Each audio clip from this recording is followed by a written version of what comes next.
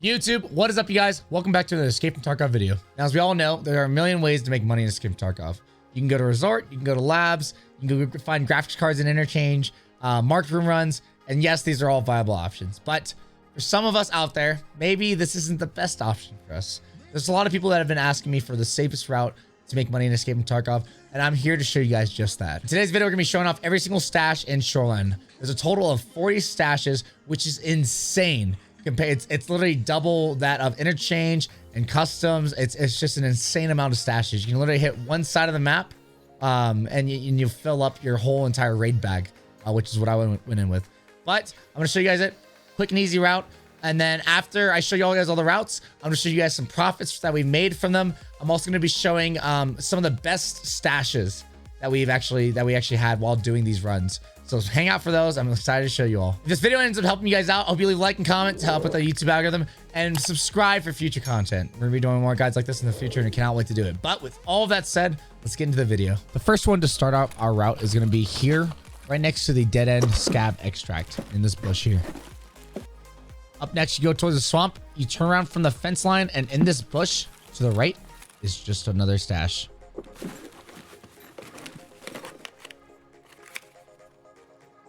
We move more into the downtown area of the Scav village, and in this little cinder block thing is going to be another stash tucked away.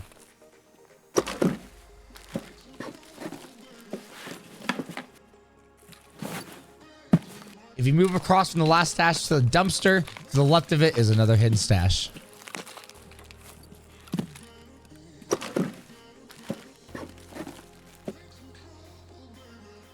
You go down the road and then you enter this wooden shack. You go just through it and then take a right. There's going to be another hidden stash directly in the bush. And here it is.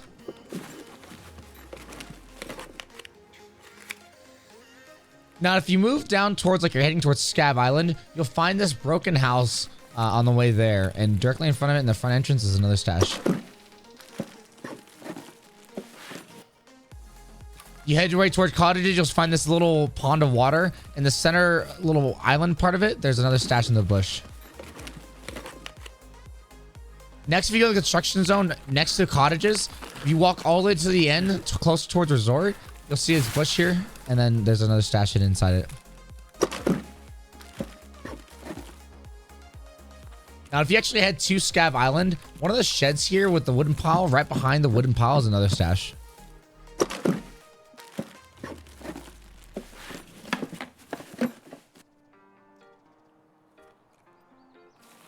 Moving down away from Scab Island towards Pier. On the way there, if you follow the coast, you'll find a stash next to the one boulder that's on the side there. Now, before you get to Pier, on the beach in this blue fenced-in area, there's another stash in the first one to the left here. This is also right next to where you have to do fishing gear for Peacekeeper. If you actually go all the way down to the pier, you'll find right next to the tower before you get to it, there's a stash on the walkway to the right.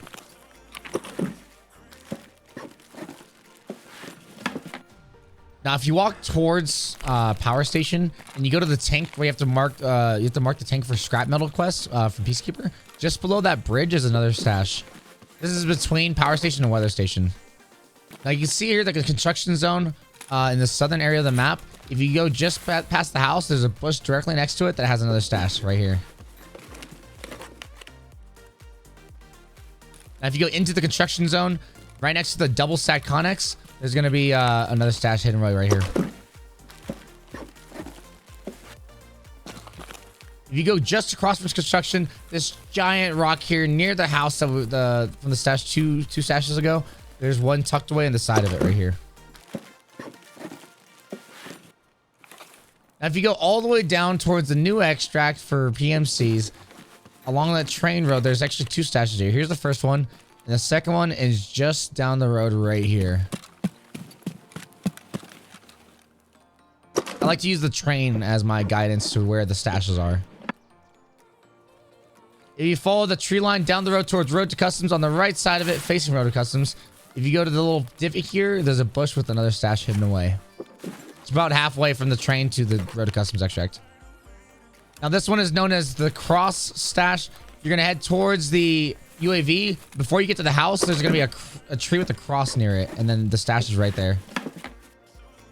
Now, if you go to the house near the UAV drone that you have to find for Eagle Eye quest from Peacekeeper, there's another stash tucked away right on it. With your back to Road to Customs, face the 2 rocks where the Eagle Eye drone is. You turn around, you'll find the biggest bush in this area, and this is where the stash is. If you go to the radio tower, it's commonly known for people sniping on it. If you actually go to the left of it, there's another stash tucked away in the bush here.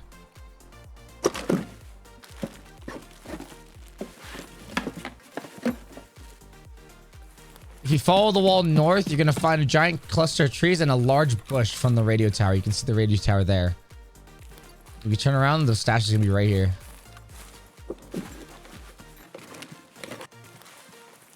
Now, if you follow the wall, you're going to find a tower here. And just on the hill behind the tower is going to be a stash between 2 trees here. If you actually follow that tower we mentioned before, the second tower just past it, there's going to be another stash in one of the legs here.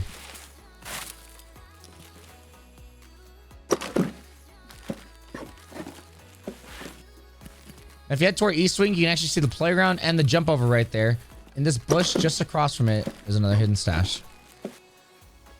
Now, if you go to the far north side of Shoreline, along the rock wall here before you get to the south fence passage, there's another stash here.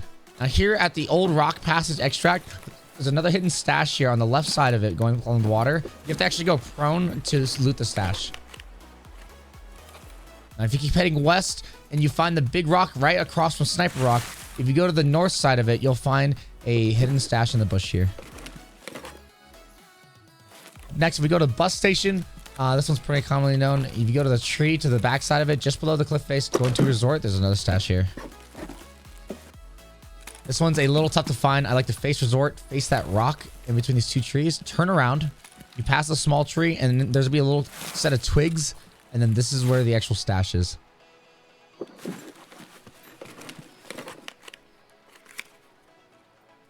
Here we see the scav truck that's commonly known on the west side of West Wing Resort. On that hill, there's gonna be a stash in the trees line here. If you go down the way towards Swamp, you'll find this another the electrical tower here. To the right of it is another stash. This is right next to Suicide Fields too. And here in Suicide Field, if you actually face the blue tractor and you just turn around, there's one right here in the middle of the field that has a stash here. So once you head into Swamp, you're gonna want to find this bridge. There's a little bridge here that leads to a wooden box. Jump past the wooden box, and there's gonna be a standalone log that just below it has a hidden stash right there. You can see it.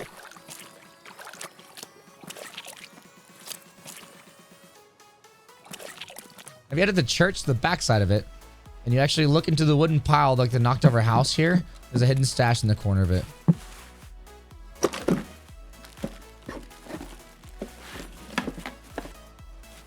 Now, if you head down the way into the village of Swamp Village, there's actually another hidden stash in this little shed here connected to a house. If you head down that village some more, a couple houses down to the right is going to be a stash in the fence line. Now, if you head to the very western side of the village, you'll find a wood pile stacked up and a fence alongside of it. Search right next to the fence, you'll find the last hidden stash. And that is all 40 stashes, 40 hidden stashes of Shoreline. Up next, I'm going to be showing you guys some of the best stashes that we got during these runs. And then after that, I'm going to show you guys a sped up run and how much profit we made from it. So the way we actually calculated our profits was from the actual tab menu, from your actual character menu. And it shows what you load in with, the value of gear that you have on you, and then the value after. And all of that is based off of trader value, or what it sells to traders for. So it's a pretty rough estimate. If you just sell to traders, that's what you're gonna get. If you decide to sell to flea market, you're probably gonna make more profit, which is even better. But that's how we're gonna do it. We're just gonna go off the trader value. So something to note about this run and why it's so special and why it's so profitable is that the entire time of 5 hours of running this, I ran into 2 PMCs. While I was on stream doing it, I also did it off stream too. While I was off stream, actually, I ran into the 2 PMCs, one night raid. And then while on stream, I didn't run into a single PMC while doing PMC runs and scav runs, not a single PMC.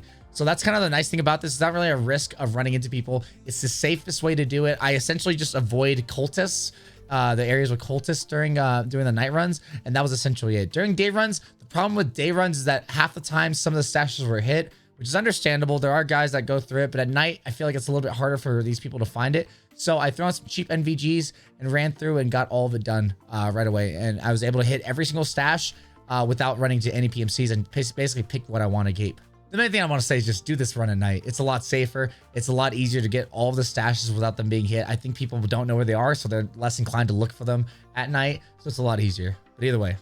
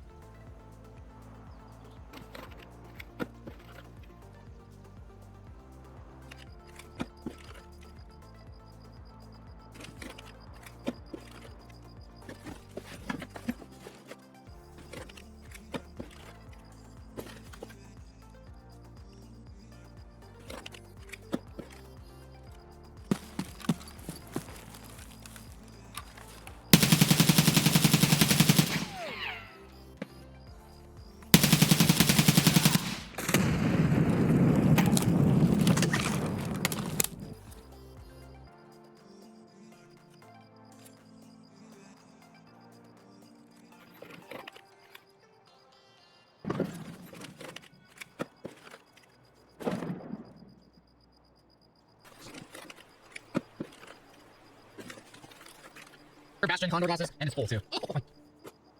Oh lord.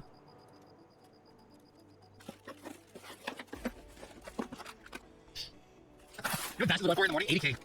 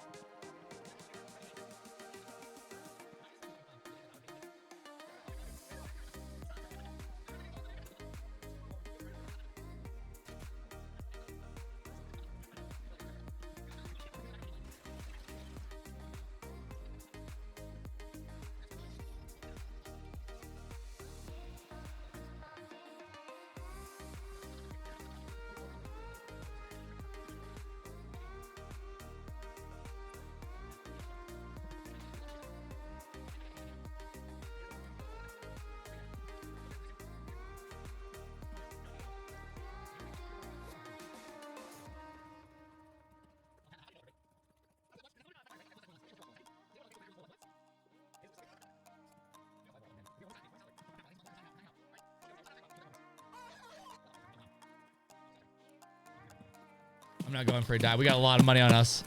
We got a little over, just a little under a mil. A little under a mil, but we can do real fast is do this. Do this.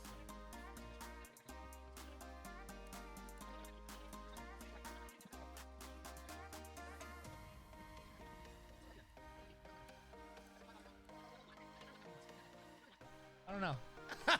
I don't know. But I will say this. That was about 1,000,000 rubles run. About 1,000,000 rubles in gear alone. That's not even including our shit. That's not including our shit. We made 1,000,000 rubles off of just stashes right there.